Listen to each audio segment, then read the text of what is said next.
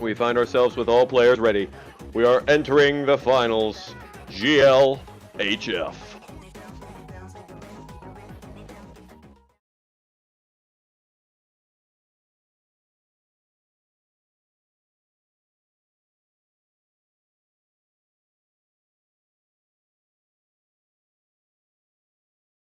Any gonna drop? Gonna be good. I'm emotionally compromised here. I have trust issues now with this game. And we are in business. Hello and welcome to the Airmech 2v2 Carry Me Tournament number 4, which has been a horrible fiasco up to this point, but we are still having fun. We have Killer and Kumamon are going to be team. Is this game dead? The answer is no, god damn it. And we have ellomius and RAND0M are going to be their opponents on team ass backwards on the other side. There are noble competition. They are also pretty darn good at this game.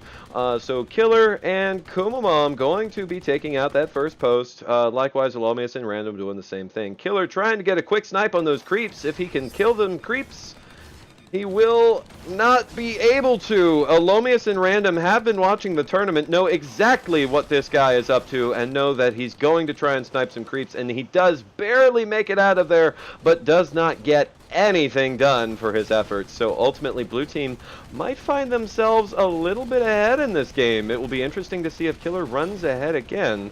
But blue team was cranking out anti-air as their first units. Normally that's an unusual choice, but when you know that the players you're going against are going to be attacking you up front into the face, yeah, might be a good investment. So Killer and Kumamon are going to be ferrying tanks up to the front. Killer then goes for a scout, tries to see if there's any easy targets. He sees those nice, meaty, juicy creeps, kills 3 at a time with that giant energy sword flying in that Alpha Striker. It's so good. But runs out of energy, might get picked off here, but blue team not watching their radar, not going to be able to get that follow. So blue team is actually slowed down just a little bit, has to wait for the next batch of creeps to get into this outpost before they can really start putting pressure onto this middle outpost. Killer and Kumamon, meanwhile, trying to ferry all of these tanks forward to the middle, and that's going to give them a very strong presence right here. But these neutrals are pretty robust.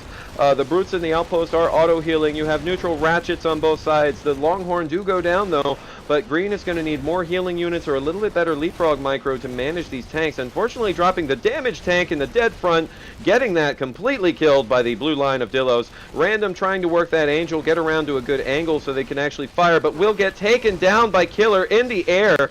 ellomius, meanwhile, trying to make this the best out of what he's got, but with no more teammate and no more angel fire, it's going to be a little bit harder. Fortunately, blue team does have jumpers and neutral creeps coming in. They distract the green units just long enough that the blue units are able to get the upper hand and take all those tanks down. RAND0M's respawning back in the angel. Is able, he could pick off Kumamon here, but doesn't get that shot. Instead is aiming for the Longhorn. Killer with that striker sword, just indomitable, because there's not enough blue anti-air on the field to prevent that kind of harassment from going down, but might get killed if the Angel gets a headshot, but there's not enough energy for the Angel. RAND0M does run out of energy, is unable to knock out those players.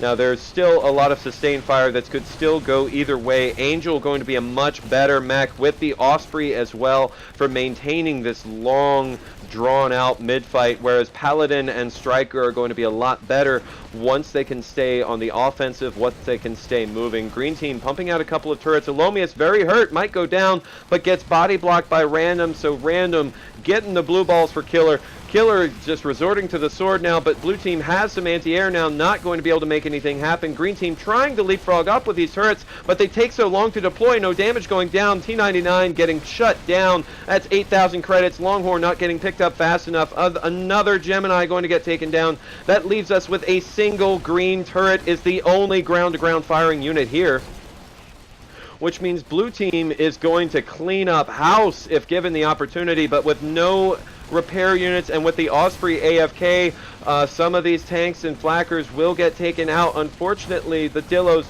not that tough, so ellomius trying to make some magic happen, trying to heal these tanks and trying to be their guardian angel for that Angel. Ellomius also healing the Angel itself, but once again, just not enough anti-air to prevent this harassment from going down. That makes the green units infinitely more useful because the blue team units are too busy swiveling around on their own axis, trying to follow that striker and watch him strut his stuff. Meanwhile, Killer taking a couple of Longhorn, going to the front outposts. These are completely unscouted and undealt with. If he neutralizes this outpost, blue team will not have nearly as much credits or nearly as much unit cap, but does leave just a little bit too early. Now that blue team is relocating their units from this left-hand side, that means that they don't have quite as much to play with in this fight. Green team able to leapfrog forward, able to get their foothold back, so ultimately this is looking like green team's game to throw, but in this long protracted battle I still expect the Angel and the Osprey to be able to pull it off. Kumamon almost getting the ground-to-air snipe on ellomius, but he's just a little bit too quick, just a little bit too slippery. You can blame it on the overabundance of mayonnaise in this tournament as well. It's probably slathered all over. Getting a couple of Buckies to help with the long-range fight as well. RAND0M getting a little bit of a misclick there, but way too many repair units. He's having to fight his way through 3 ratchets. If there were a striker to drop with some sorting there, that would be awesome. Or if they drop the bombs units, that could definitely damage those ratchets as well, but ultimately there's just too many repair units for the Angel to get enough work done from the front side. Instead, may have to come up the rear, if you know what I mean. Nothing like an Angel penetrating the rear with that sniper shot, especially once you get the piercing shot that can actually pass through the units. Now, RAND0M overstaying his welcome a little bit too long, takes off and gets double air-to-aired. Oh, with a hard double team from the Striker and the Paladin just getting knocked down. And now that there are no blue units or mechs on the field, green team's going to try and press forward with R on capture command. And so now upkeep's a little bit higher for green. Blue can hold this, but they're going to need to be a little bit more diligent about that right click. ellomius still has full energy. Needs to work on that, needs to right-click some of these Dillos to keep them from dying, but Kumamon once again just getting foiled by this mech harassment where the Paladin just kind of dances around, and that prevents the blue units from putting in any DPS at all. And so the Striker and the Paladin, even though they're not as directly useful in this fight, are going to be so good at making sure that the blue units are awful.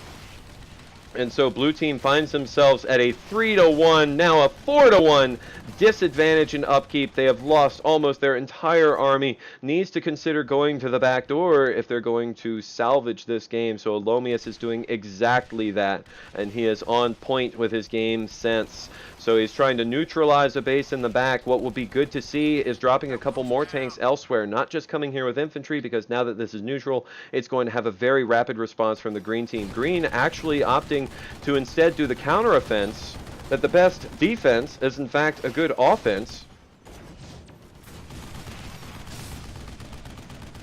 Kumamon looking like he will be able to take this down, as they got a couple Rocketeers floating in from the distance that will enter into that outpost and capture it for the green team. RAND0M just doesn't have quite enough energy to kill everything he needs to kill. He's running low on health and ultimately needs a generator. We have seen a couple generators floating down this match. Generators, if you drop them out off socket, they will heal you and restore your energy. The only problem is the generator itself has limited time before it runs out of energy. And lo, holy gangsters, that's going to be the game. Nobody saw that coming. So even though blue team ellomius was able to ferret out this outpost and the one in the corner and get a couple Dillos on position on the fort, so many gangsters are going to be pouring in the damage, and that's going to be GG. There's no stopping that. That'll do it.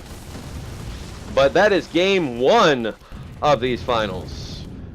Definitely turning that around. Blue team by no means getting outclassed here. That was fairly even all the way to the end, but they just could not stop the mech harassment. Way too much anti-air for Killer and Kumamon. That is a common theme for this particular team, is just build crap tons of Seekers and Flackers, and your opponents will not be able to manage anything. The blue team unable to stop the harassment at all from the mechs. Ultimately, there needs to be more ant counter harassment. Osprey and Angel, not great for stopping that. So this is going to go to a game 2. It is going to be on not Ellomius and